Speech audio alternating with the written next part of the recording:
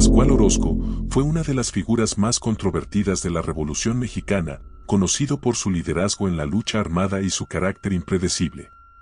Nació el 28 de enero de 1882 en la hacienda de Santa Inés en San Isidro, municipio de Guerrero, en el estado de Chihuahua. A pesar de su origen humilde como hijo de un comerciante, Orozco se convirtió en un importante caudillo revolucionario que desafió tanto al régimen de Porfirio Díaz como al mismo Francisco I. Madero.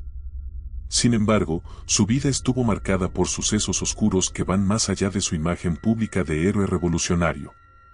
Fue un hombre de contrastes.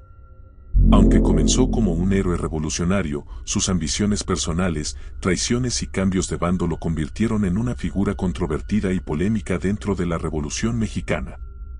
Su figura se despliega entre la admiración y el desprecio, dependiendo del punto de vista, y su legado sigue siendo objeto de debate. Antes de empezar, no olvides suscribirte, comentar y darle like al video si te gustó. El contexto en el que Orozco creció fue una época de agudas disparidades sociales. Durante el Porfiriato, México vivió un régimen autoritario, donde los derechos de los campesinos y las comunidades indígenas fueron sistemáticamente violados en beneficio de una élite terrateniente.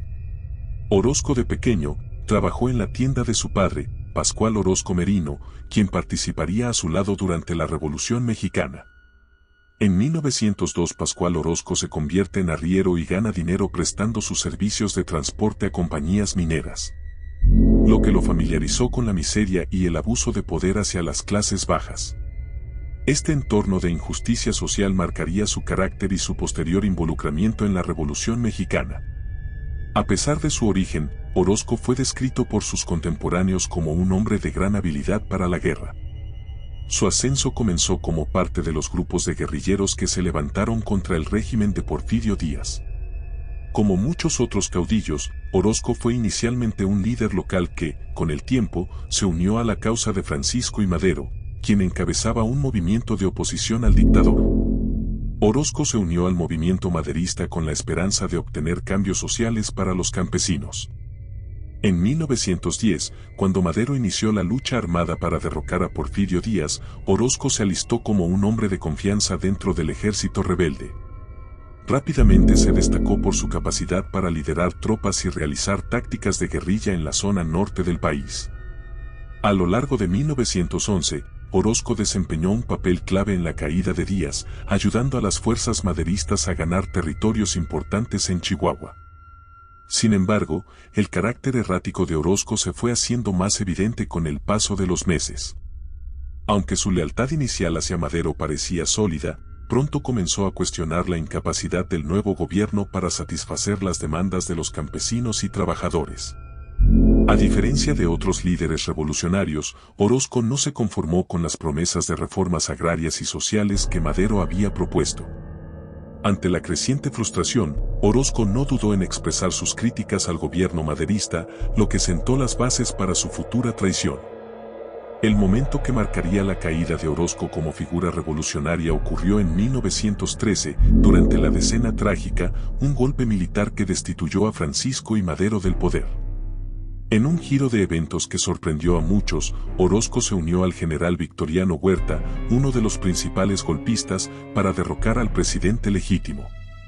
La traición de Orozco a Madero fue vista como un acto de deslealtad por muchos de sus antiguos seguidores, quienes no comprendían las motivaciones de un hombre que antes había luchado bajo las mismas banderas.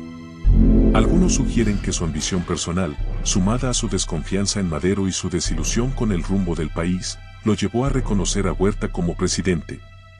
Un acto que muchos consideran como el principio de su decadencia. A lo largo de la revolución, Orozco fue constantemente acusado de traicionar a sus propios hombres, abandonando a sus seguidores en momentos críticos y buscando siempre el beneficio personal. Su cambio constante de alianzas también contribuyó a que muchos de sus antiguos aliados lo vieran con desconfianza y lo acusaran de actuar de acuerdo con sus intereses egoístas.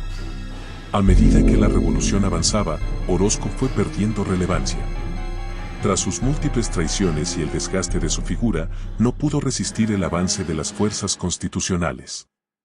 A principios de 1915, Orozco se vio obligado a retirarse al norte del país, donde intentó reorganizar sus fuerzas. Sin embargo, sus esfuerzos fueron infructuosos.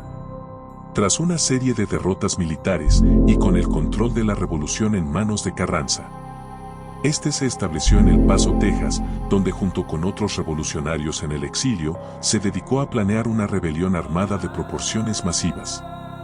Victoriano Huerta se sumó a la conspiración, trayendo consigo el apoyo del alto mando alemán, que buscaba abrir un tercer frente en el hemisferio occidental ante la inminente entrada de los Estados Unidos a la Primera Guerra Mundial.